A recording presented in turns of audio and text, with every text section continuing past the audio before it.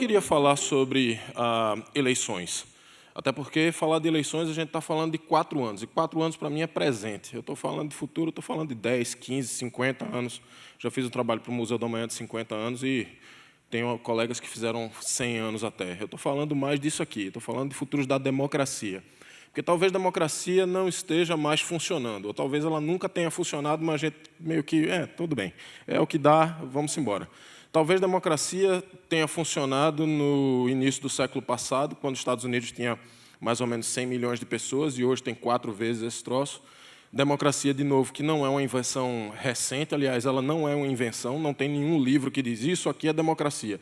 Leia o manual e instale. Não tem. Democracia é um troço que aconteceu, por um acaso, há uns 400 anos atrás, mais ou menos, junto com o capitalismo.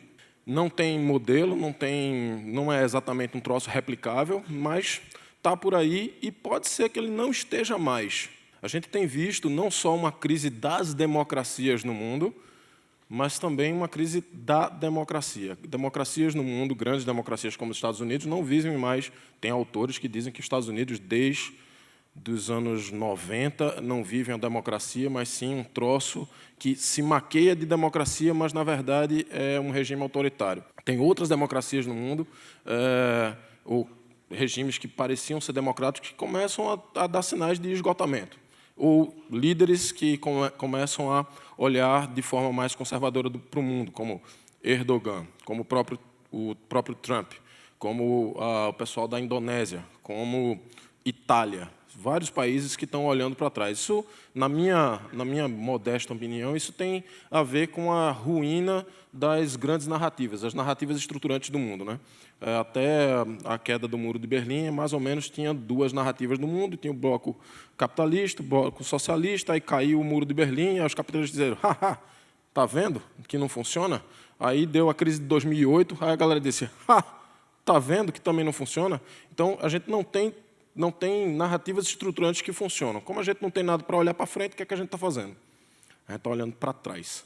E a gente está olhando para trás, isso é muito perigoso. O Brasil entra nessa narrativa de olhar alternativas mais fechadas, menos condizentes com o século XXI. Sim, pode botar isso aí na minha conta. Eu estou dizendo, afirmando categoricamente que o Brasil está na contramão do século XXI, junto com esses outros países, mas talvez eu esteja redondamente errado e o século XXI seja esse século de grandes contradições, de grande retorno e grandes conflitos entre um pensamento mais aberto e um pensamento mais fechado. Aliás, democracias no mundo todo, ou essas ditas democracias, elas começam a atacar cidadãos diretamente com redes sociais, com bots políticos, com ferramentas tecnológicas que apontam diretamente ao cidadão. Então, talvez a democracia não esteja mais funcionando.